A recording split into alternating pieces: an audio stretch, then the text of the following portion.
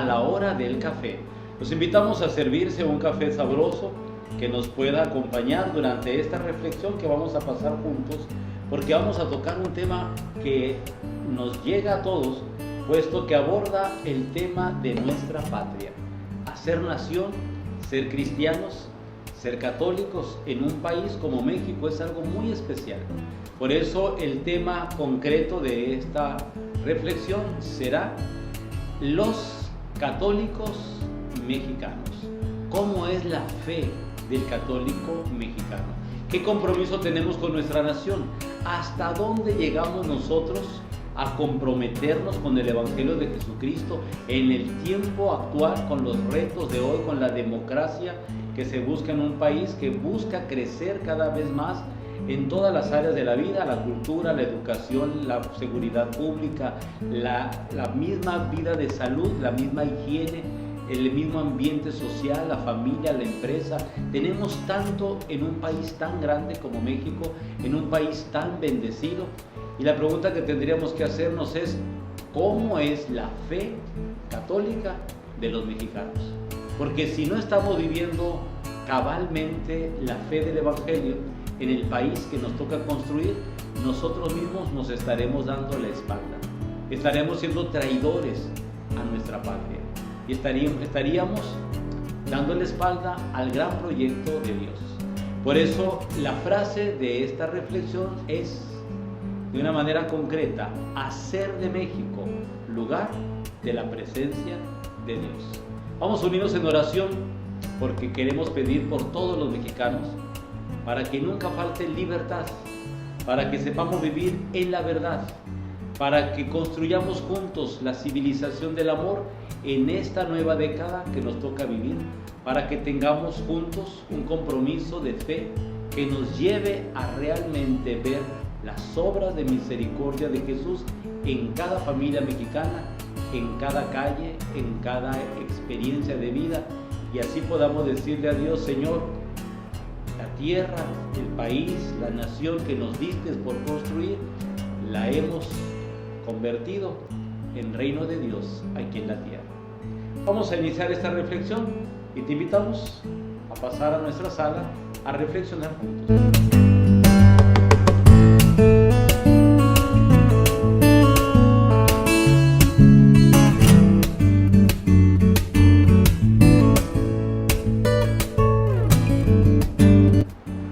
Sabemos que México es un país muy grande, que hay millones de personas a lo largo de todos sus estados.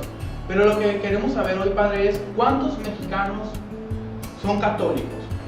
Fíjate que hace algunos años la Conferencia Episcopal Mexicana, que viene siendo la organización de todos los obispos de México, considerando que cada obispo está al frente de una diócesis en los distintos estados de nuestra nación, se hizo un estudio que llevó bastante tiempo para poder censar cuántos mexicanos somos católicos. Porque en el censo normal que tenemos, que es el censo federal, tenemos la estadística de todos los mexicanos. No importa la creencia, no importa ninguna de las preferencias de la fe. Pero la Iglesia Católica hizo su propio censo, un censo que se fue dando por parroquias, por los registros de los que están bautizados, los practicantes, los que no practican, los que son indiferentes, los que estuvieron bautizados en la iglesia y se cambiaron de religión, los que posiblemente se nombran católicos pero que no tienen un compromiso en la iglesia. Entonces, la estadística general es la siguiente: del 100% de los mexicanos, el 72% somos católicos. Por muchos años se decía que el 99% de los mexicanos éramos católicos. Posiblemente eso fue hace un siglo. En el siglo actual, el 72% de mexicanos somos católicos. El resto, vamos hablando del resto, van a ser posiblemente hermanos de la Reforma Protestante, van a ser ortodoxos, van a ser judíos, musulmanes, algunos ateos, esotéricos, gnósticos, etc. Pero lo que queremos ver es enfocarnos al 72% de mexicanos que somos católicos. Pero considerando ese 72% de mexicanos católicos, como el 100% de mexicanos católicos, vamos a darnos cuenta que en nuestras parroquias participamos de manera comprometida solamente el 1%. El 10% participa en las actividades dominicales, la misa, el bautismo, el sacramento, el matrimonio, la confirmación, pero son sacramentos que se reciben por los católicos mexicanos, pero que no llevan al compromiso. Es decir, no están integrados a un grupo parroquial, no participan de una misión concreta de la iglesia, no están en las estructuras mismas de la iglesia. Así que de todos esos mexicanos, solamente el 1%, y no estoy exagerando, el 1% tiene un compromiso con su comunidad parroquial. Y eso lo notamos nosotros porque vemos el consejo parroquial. Para aquellos que nos están viendo, que es la primera vez que escuchan, ¿qué es un consejo parroquial? Les explico. La parroquia es un territorio más o menos visual, donde la iglesia delimita a los fieles. Es decir, la gente que vive en esta colonia o en estas colonias pertenecen a este centro parroquial. Entonces, así es como se organiza la Iglesia de México.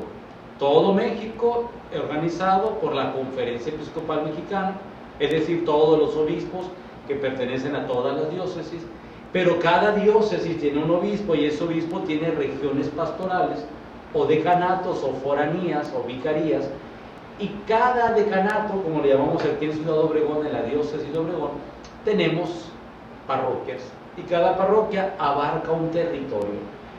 Más o menos la población de las parroquias van entre las 10,000 personas por parroquia. Entre 10,000, habrá quien más, habrá quien menos. Más o menos 10,000. Entonces, de esas 10,000 personas, solamente el 10% tiene ese rol de ir a la iglesia, de participar, de hacer de la vida activa de la parroquia. Pero solamente el 1% pertenece al compromiso parroquial, que son los que forman parte del consejo parroquial. ¿Quiénes forman parte de un consejo parroquial? Los coordinadores de cada grupo de la parroquia. La parroquia se va a organizar por una pastoral profética, que va a tener ahí formación bíblica, catequesis de adultos, de infantes, va a tener formación de agentes. Luego la pastoral litúrgica, ministros, lectores, coros, motivadores, monitores, etc. Pastoral social, que es obras de caridad, la formación de agentes, la pastoral indígena en la cárcel o pastoral penitenciaria, todo lo que tiene que ver con las obras de misericordia. Y tenemos también la pastoral juvenil, la pastoral de adolescentes, la pastoral vocacional, la pastoral de la educación y de la cultura, la pastoral de la salud, como pastorales diversificadas. Entonces, toda esa gente que son coordinadores de esos grupos son los que forman el consejo parroquial, son los que se comprometen con la iglesia.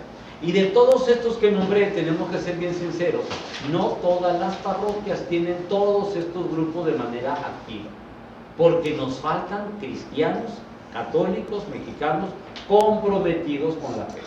Y entonces lo tenemos que decir, para eso es precisamente este tema. Si tú que nos escuchas, estás escuchando las estadísticas y te puedes alarmar de decir cómo es posible que nada más el 1% esté comprometido con la parroquia, yo te invito para que te acerques a tu comunidad parroquial y veas cuántos de los que son parte de tu familia, de tus amigos, realmente tienen compromiso con la iglesia. Nos gusta ser católicos mexicanos, disfrutar de la fe, pero no nos gusta comprometernos con la fe. Entonces sí es una estadística muy fuerte. Mucha gente nos dice que ustedes son mexicanos, tienen mucha fe, son devotos, tienen mucha manifestación de la fe. Pues sí, porque ciertamente no podemos negar de que hay mucha religiosidad, hay mucha creencia, hay mucha profesión de fe, pero compromiso con la iglesia nos falta. O sea, nos falta el 99% restante. Pues ¿dónde están las 99? Que sería un tema muy bíblico, ¿no? Jesús deja las 99 y carga a la que se perdió, pero aquí sale al revés, tiene nada más segura una y tiene 99 perdidas, ¿no? Entonces la iglesia en México tiene un gran reto, porque nos corresponde ser cristianos comprometidos con nuestra fe. Muy bien, padre, como lo menciona, pues el 71% de México pues somos católicos. Ya seamos activos o inactivos, pues sabemos que, bueno, conocemos muchos eventos que son una parte de misa que igualmente son de fe, pero ¿cómo vive realmente el mexicano su religiosidad? La religiosidad, miren, yo distingo dos cosas que se me hacen fundamentales. Una cosa es lo religioso, que es la gente que va a misa, que participa, que reza, que hace peregrinaciones, que se pone un escapulario, que hace una manda. Todo eso es parte de la iglesia como estructura. Pero hay otra gente que no hace eso, que nunca recibe un sacramento, que nunca va a la oración, que nunca está en el templo, que nunca tiene una participación activa, menos un compromiso con la iglesia, pero son espirituales. Entonces vamos a encontrar a muchos mexicanos católicos que son más espirituales que practicantes, que no lo vas a ver nunca en la iglesia, pero que todos los días hacen su oración, que todos los días hablan con Dios, que todos los días buscan ser mejores personas. Entonces yo diría, no hay que sentirnos mal, porque mucha gente va a decir, no, pues yo soy del 99 que no está en la iglesia, y se puede sentir menospreciada, o se puede sentir señalada o marginada. Yo le diría, no, porque somos seres espirituales y tenemos esa formación espiritual, pero no debemos conformarnos solamente con la formación espiritual, porque nos lleva el espíritu al compromiso de vida. San Pablo y Santiago el apóstol hacen una comparación de poder demostrar la fe con obras. ¿Cómo se manifiesta la fe? Pues con obras, y las obras son los compromisos de vida.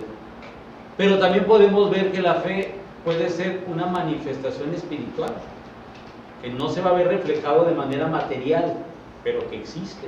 Entonces tenemos que saber combinar las dos áreas, ¿no? La fe espiritual y la fe con obras.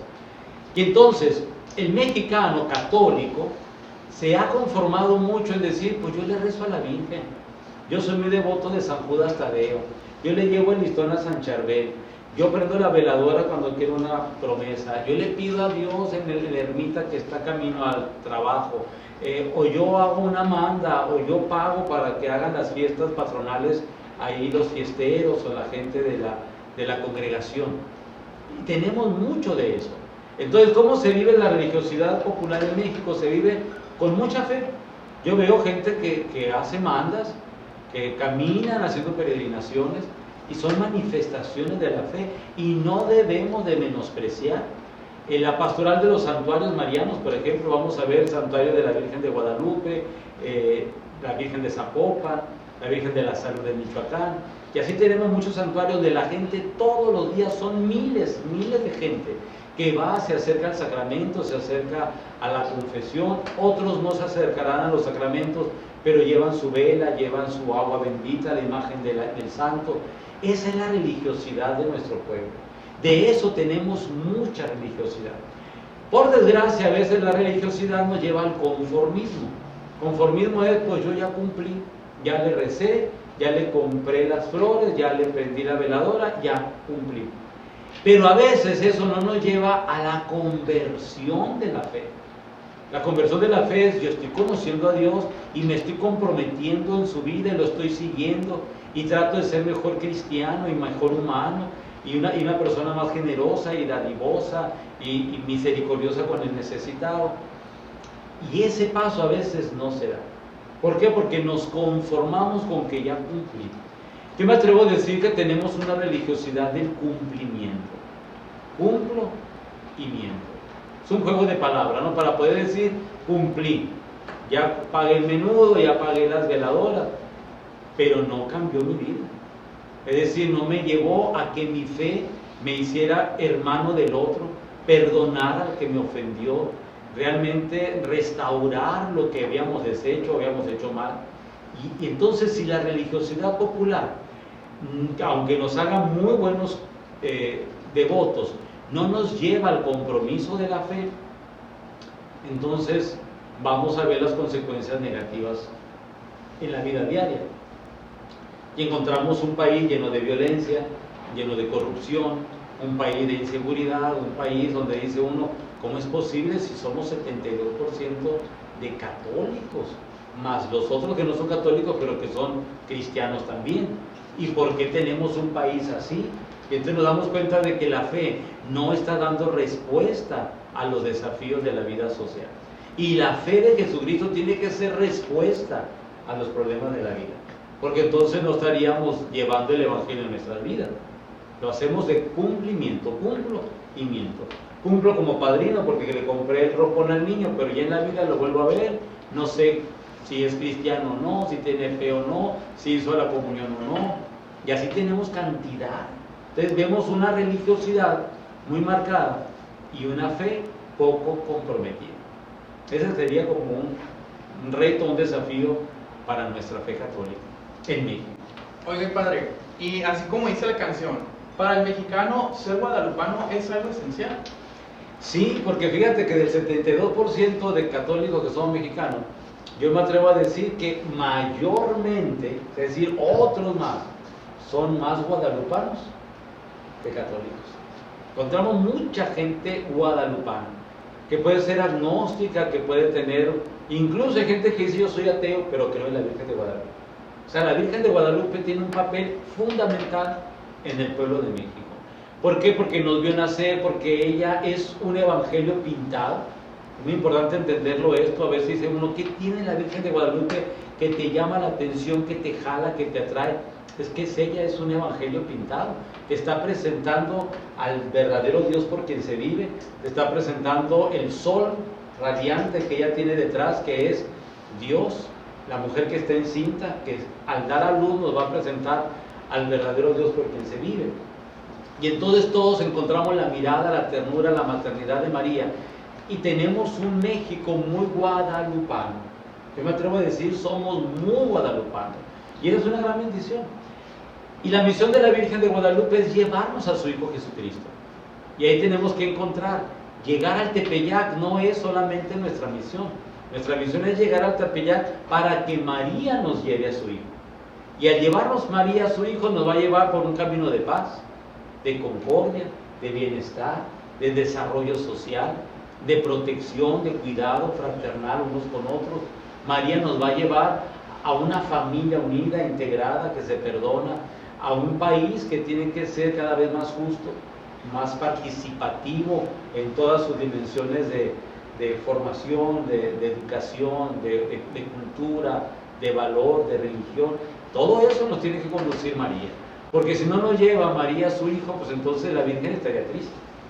Yo me atrevería a decir eso, ¿no? En el sentido, en una expresión muy humana. Si María nos conduce a su Hijo, la Virgen es feliz. ¿Por qué? Porque la misión de María lo dijo muy claro en las bodas de Caná: hagan lo que Él les diga. María se siente, creo yo, más feliz por una buena obra que hacemos que por una vela que encendemos. María se siente realizada cuando una familia se perdona y tienen amor en familiar a un ramo de flores que a lo mejor se van a secar al siguiente día. No menosprecio ni las velas ni las flores, ni lo debemos de hacer, pero tenemos que buscar comparativos para poder decir qué es más grato a los ojos de Dios: un compromiso de vida o una religiosidad superficial. Y entonces creo que estamos en un tiempo que los católicos mexicanos tenemos que dar un paso adelante.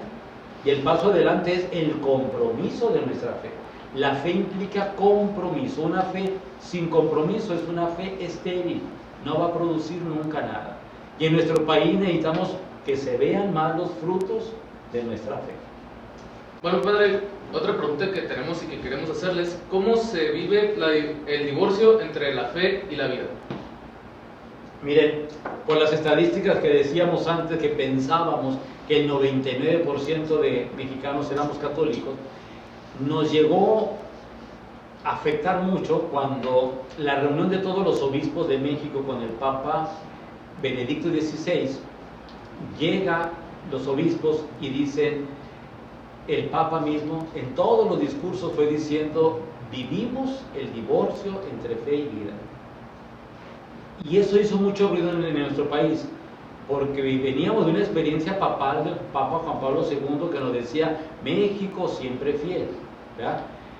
Pero el Papa Benedicto decía: México tiene un gran problema, tiene el divorcio entre fe y vida. Y sabemos lo que es un divorcio entre fe y vida. Todas las catequesis, los discursos que el Papa Benedicto XVI dio a los obispos de México en la visita ad Divinam en la Ciudad del Vaticano, todos iban en la misma línea. Yo los fui siguiendo uno a uno, y así muchos católicos, y muchos se molestaban y decían, ¿por qué este Papa nos dice que hay un divorcio?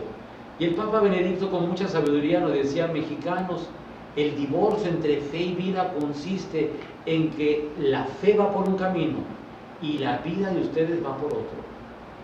Y si nosotros analizamos el punto, decimos, pues es cierto, si nosotros creemos en que la vida tiene que ser respetada, porque el valor del Evangelio es el valor de la vida, ¿cómo es posible que tengamos tantos abortos? Un país de muchos abortos, un país de muchas muertes. Uno dice, espérate, ¿pero quién lo mató? Pues es que el que lo mató también fue un católico, fue un cristiano. ¿Cómo es posible? Y entonces nos damos cuenta que la fe va por un lado y la vida va por otro. Encontramos cantidad de antivalores en nuestro país y decimos, pero ¿cómo es posible? ¿Quién lo hace? ¿Quién puede hacer esa atrocidad?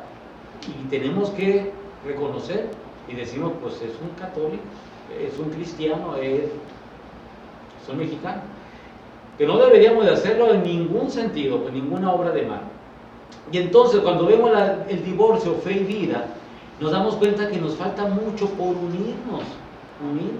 Las empresas tienen un gran desafío social, porque no solamente es producir por producir, es producir para tener mayor calidad de vida. La iglesia tiene mucho que hacer, porque no solamente es enseñar y rezar y dar catecismo, es que los cristianos vivamos mejor y de una manera más comprometida con los valores éticos de la vida. La educación, por ejemplo, que la profesamos tanto y que tanto le damos impulso, esa educación de nuestro país tiene mucho que dar todavía, porque nos hemos contentado con la alfabetización, pero no con la educación de los valores de las personas. Y entonces ahí estamos carentes, ¿no? Un maestro que no está formando a sus alumnos como la mejor persona y hacerles sacar de ellos el mejor valor, pues es un maestro frustrado que no está cumpliendo su misión en la vida. En la vida del mexicano, en la salud, tenemos muchos lugares donde es precaria la atención clínica, no tenemos, y nos faltan misiones para poder llevar medios de salud, salubridad, agua potable, posiblemente luz eléctrica, posiblemente a cuidado y protección del medio ambiente. Hay tanto que nos hace falta como católicos comprometernos. Nos hemos contentado con una semana de misión. Nos vamos los católicos de misión, hacemos mucho argüende, vamos de misioneros, nos ponemos camiseta, nos ponemos paliacate, sombrero, pero es una semana, de la semana trabajamos 3 días, y esos 3 días la gente se llena de la fe que uno le comparte, pero ahí terminó la misión. No hubo seguimiento, no hubo acompañamiento, no hubo catequesis, la evangelización quedó a medias, las celebraciones ya no se volvieron a dar. Entonces tenemos un gran reto como iglesia, como misioneros en nuestro país. México hay mucho por construirle, no únicamente en el sentido civil, sino en el sentido religioso y civil, porque son las dos cosas. Para que no haya divorcio, tiene que haber esa fusión de que la fe se tiene que ver reflejada en la vida civil. Son cosas que son fundamentales y que debemos ir superando. Tenemos mucho por superar. Y padre, nosotros como personas, ¿cómo podríamos ser constructores de una civilización de amor? Miren la frase del Papa Pablo VI. Pablo VI visualizaba un mundo con una civilización del amor, porque se veía venir la cultura de la muerte, la civilización de la muerte. ¿Qué es la cultura de la muerte? De lo que estamos hablando ahora. Abortos, violencia, narcotráfico, posiblemente corrupción en los países, migrantes, manejo de órganos, tráfico de órganos, tráfico de personas, todo esto que a veces no queremos tocar, pero que está en nuestra vida diaria. Esto el Papa decía, esta va a ser la cultura de la muerte. Los cristianos necesitamos instaurar la civilización del amor. Y la civilización del amor es calidad de vida, perdón, integración, compromiso con lo civil y con lo religioso, para que no haya divorcio, es evangelización, es catequesis, es formación de comunidades de base, etc. Entonces, ¿cómo se vive esta civilización del amor? Miren, ¿cómo poderlo dar? El primer paso. Cuando México se independiza, hablando un poquito de historia, se hace desde el seminario de Valladolid, actual Morelia. Y desde ahí, desde el seminario sale pues el cura Hidalgo y sale Morelos. Eran sacerdotes que en aquel tiempo visualizaron un país que podía tener una dimensión de libertad para todos. Recordamos que había situaciones de esclavitud, situaciones de gran marginación social. Y estos sacerdotes, junto con mucha gente, fueron buscando un país que tuviera como garantía la libertad, el derecho a la vida, los derechos humanos, etc. En el tiempo actual, estamos a bastantes años, tenemos que darnos cuenta que como católicos tenemos que visualizar cómo es o cómo debe ser México como un lugar de la presencia de Dios. Por eso era la frase de inicio, ¿no? Hacer de México lugar de la presencia de Dios. Entonces, ¿cómo hacerlo? Pues lo tenemos que hacer visualizándonos al futuro. Por ejemplo, los jóvenes de ahora, que a veces muchos están desencantados, desmoralizados de lo civil, de lo político, de lo social. Los jóvenes de ahora, si llevan ese desánimo al futuro, pues no van a ser constructores de nada. El joven de ahora busca tener la moda, el dinero, el carro, la fama, la casa, el viaje, pero eso en un país que le está destruyendo, desquebrajando y hundiendo, pues no nos sirve de nada. De la juventud de ahora necesitamos impulsarnos todos para visualizar con claridad lo que queremos de México. Y ahí es donde entra la fe católica. Nosotros visualizamos un México con la civilización del amor, donde en familia no se mienta, donde en familia se sea justo, donde en familia se enseñe a ser educado, donde en familia tengamos el primer contacto civil para poder comprometernos con nuestra sociedad, donde en familia hagamos de nuestro hogar una patria, porque el padre de familia, la madre de familia, tiene un papel tan importante que yo me atrevo a decir sin menospreciar a nadie, que el padre de familia y la madre de familia es más importante que un presidente de la república o un presidente municipal, o un senador o un diputado, porque el papel de un padre y de una madre de familia que está formando su nación en su hogar es fundamental. Ahí el padre de familia es el que hace las leyes. México las hace en San Lázaro, pero el padre de familia las tiene que hacer todos los días en su casa. ¿Qué permite, qué no permite? ¿Qué enseña de bien, qué enseña de mal? Entonces sí tenemos que darnos cuenta que somos en familia los constructores de un país, de una nación. Y entonces la civilización del amor tiene que entrar de la familia. No viene por las instancias civiles externas, no. La corrupción de un país no viene por la corrupción de fuera, surge de la corrupción que hemos hecho de nuestra vida. Entonces, qué importante es, si queremos una nación con una civilización nueva, pues formarnos en familia. Tú, padre de familia, tú, madre de familia, ¿cómo estás guiando esa nación que Dios ha puesto en tus manos que se llama hogar? ¿Qué leyes hay en tu casa? ¿Cómo se celebra la vida? ¿Qué derechos se viven en el hogar? ¿Qué se construye al interior de tu familia? Porque esa es la pequeña nación, la micronación, que después se va haciendo de la comunidad, después se va haciendo de la colonia, después se va haciendo de una ciudad, después de todo un estado y de todo un país. Y ahí es donde tenemos mucho que hacer como católicos mexicanos. Jesús empezó su evangelización con 12. México somos millones. Si tuviéramos una formación apostólica como la que Jesús les dio a los discípulos, en menos de lo que pensamos, toda una nación se transforma al Evangelio de Jesucristo y a la civilización del amor. Bueno, Padre, muchas gracias por un tema más. Ya terminamos. Le agradecemos pues estos 30 programas que ha estado con nosotros. Recordemos ahí en casita que pues no por estar yendo a misa pues todos los domingos y rezando se nos va pues a interceder, o que porque mientras más recio truene el cohete que le tires al santo se te va a hacer el milagro. Recordemos que tenemos que lograr un equilibrio, como lo dijo el Padre en un principio, entre las obras y entre la espiritualidad. No se esperen que seguimos con más a la hora del café.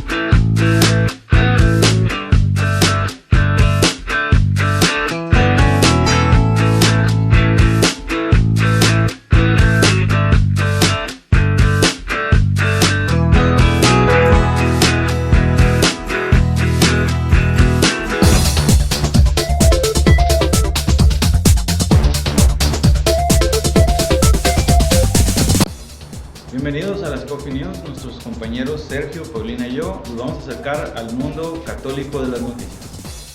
La primera noticia que veremos hoy es que la cruz del World Trade Center, conocida como la cruz de la zona cero, es una formación de 2 vigas de acero encontradas entre los escombros del ataque terrorista del 11 de septiembre de 2001 en Nueva York.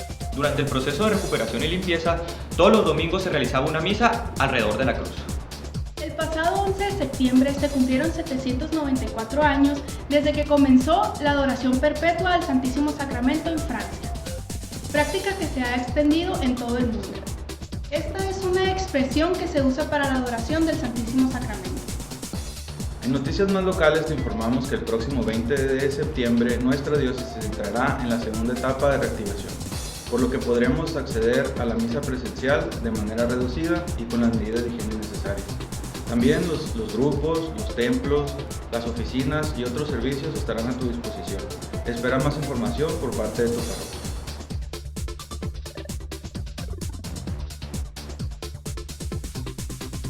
Hermanas y hermanos míos de la diócesis de Ciudad Obregón, soy Rutilo Felipe Pozos Lorenzini. El Santo Padre me ha nombrado obispo para ustedes. Saludo a Monseñor Felipe Padilla, a cada uno de ustedes, hermanos sacerdotes, a los diáconos, a los hermanos seminaristas, a las hermanas de la vida consagrada y a ustedes, hermanas y hermanos laicos.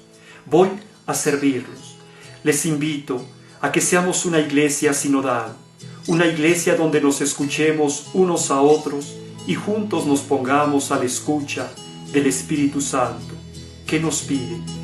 Voy a caminar con ustedes de este tramo de la historia de la salvación. Pongo en manos todo esto del corazón de Jesús. Me pongo en su corazón, que es un abismo de misericordia, un abismo de caridad infinita, un abismo de alegría, un abismo que es nuestro lugar. Pongo todo esto en manos de la Virgen Santísima de Guadalupe. Le he repetido desde que supe la noticia aquellas frases que Juan Diego le dice: necesito ser conducido por ti. Les invito a que juntos seamos conducidos por nuestra Madre Santísima. Dios mediante, en unas semanas estaré en casa con ustedes. Pidan por mí, que yo ya pido por ustedes. Que el Señor a todos nos bendiga. Esto es todo en las Coffee News. Continuamos con más de tu programa A la Hora del Café.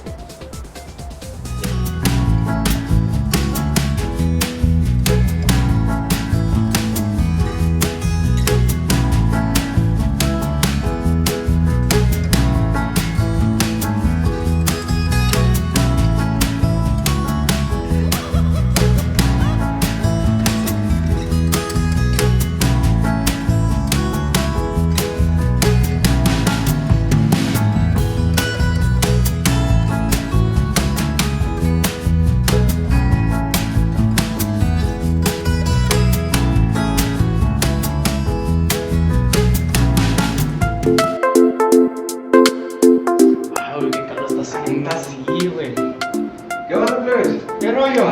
¿Ya probaron las ricas bebidas del mayo? No, Nunca de lo que se están perdiendo, loco, con este sabor. Tenemos piñas, jamaicas, cebadas, horchata y de diferentes tamaños. Aquí están para que se echen una y que le digan a la gente lo rico que saben. Y si ustedes quieren una, se las podemos hacer llegar hasta su casa. O si tienen algún negocio o algo, marquen el número que aparece aquí abajo y se las llevamos a su establecimiento. Están bien ricas. Bebida del Mayo, la forma de beber al natural.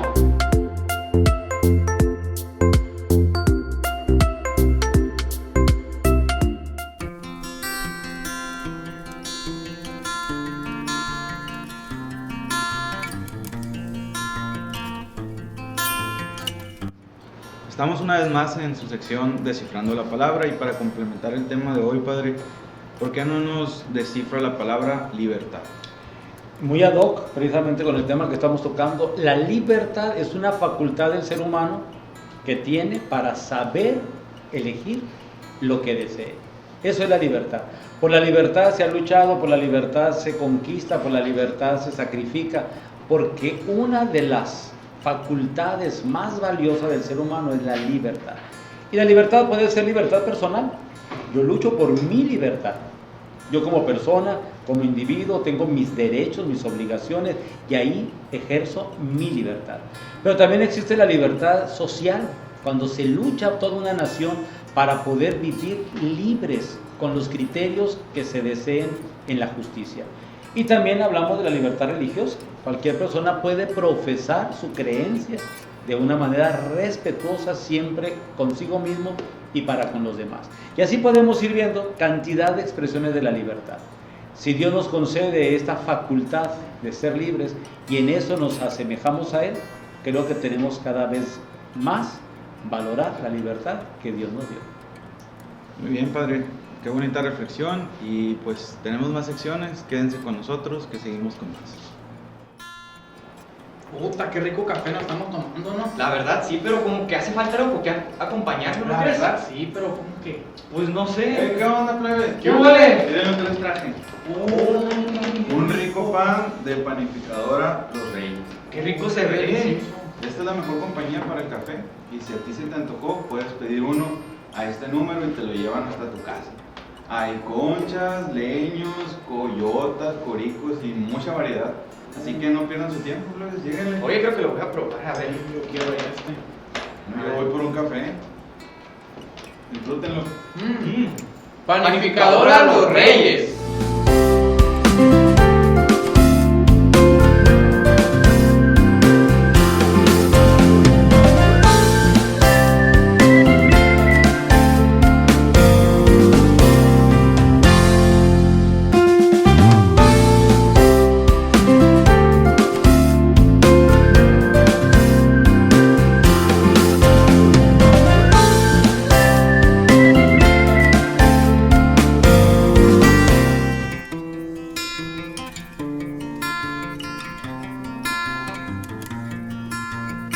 Hola, ¿qué tal? Estamos una vez más en Misiones y Misioneros y seguiremos contando un poco de las misiones de México.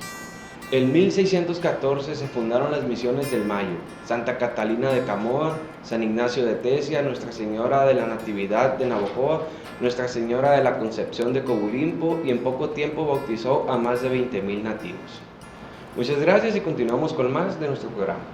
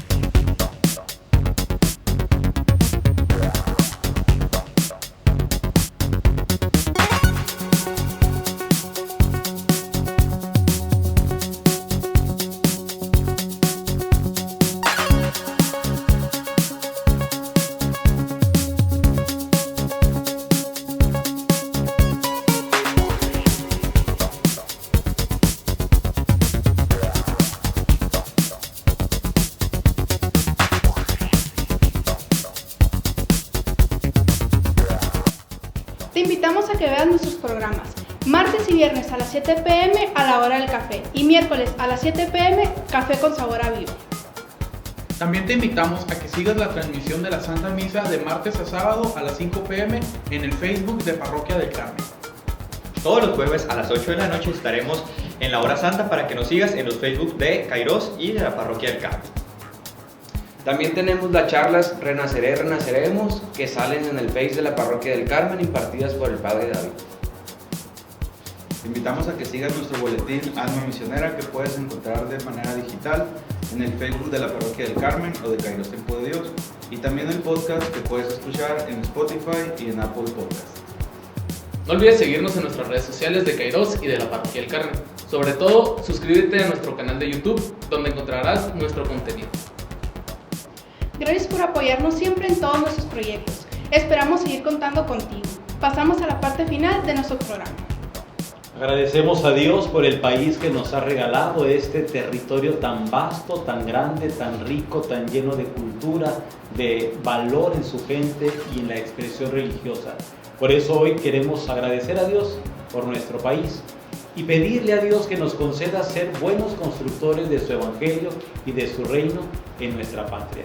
Vamos pidiéndole que su bendición llegue a todos, no importa la profesión religiosa, no importa el estado en el que viva, no importa la situación que esté atravesando, queremos que esta bendición llegue a cada uno de nosotros mexicanos y que nos comprometamos a la construcción de la civilización del amor para hacer de México lugar de la presencia de Dios.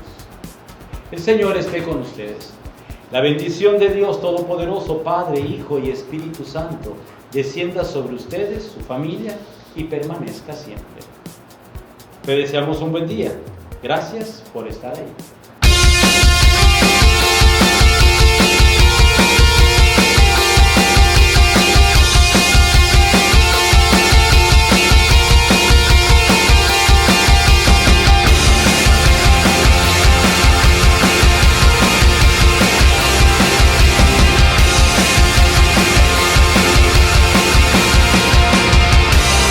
Siento que me queman fríen los pies, siento que mi mente es ajedrez.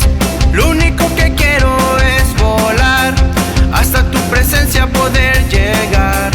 Quiero que me salves como ayer, perderme en tu galaxia y no volver. Si alguien me puede alejar de aquí, sabes yo te escojo a ti. Solo tú, desconecta.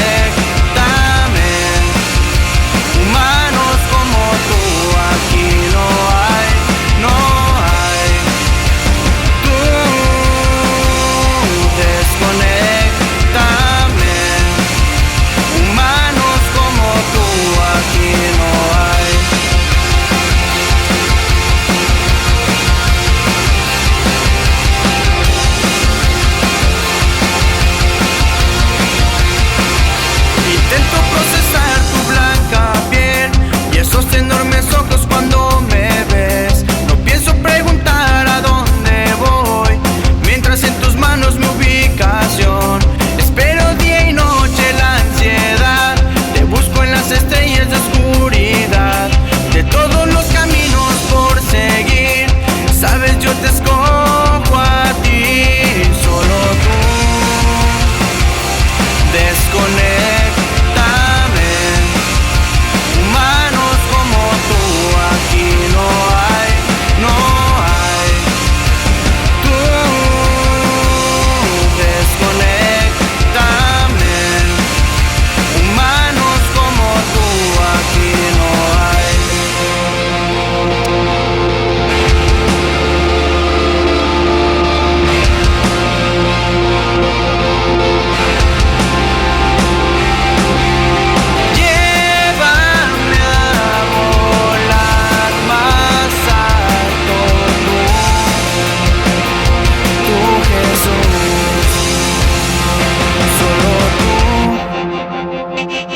Desconéctame, humanos como tú aquí no hay, no hay.